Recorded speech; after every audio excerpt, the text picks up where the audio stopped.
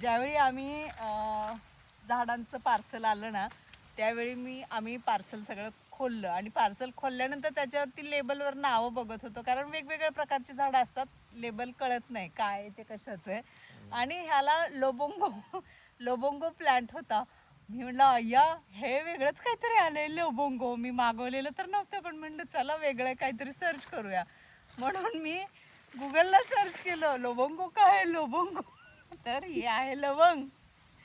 आणि आपली भाषा आणि वेस्ट बेंगॉलची भाषा याच्यामध्ये फरक आहे. मी मागताना त्यांना लवंगचं झाड मागितलं तर त्यांनी लवंगो पाठवलं. त्यांच्याकडे बनत असतील लवंगो. हा, तर हे लवंगचं झाड सुद्धा आपण युनिक नर्सरी यांच्याकडून मागवलेलं आहे आणि मागची सगळी झाडं खूप छान आलेली आहेत. त्याच्यामुळे ही दुसऱ्यांदा मी त्यांच्याकडून झाडं मागवतीये. बऱ्याच लोकांना प्रश्न होता की आपल्याकडे येतात का, आपल्याकडे येणार का, तर आलेले आहेत. मागची सगळी माझी झाडं छान आलेली आहेत आणि त्याच्यामुळे ही दुसऱ्यांदा झाडं मागवतीये मी. लोबोंगो करा की इथं असा झालं केलं.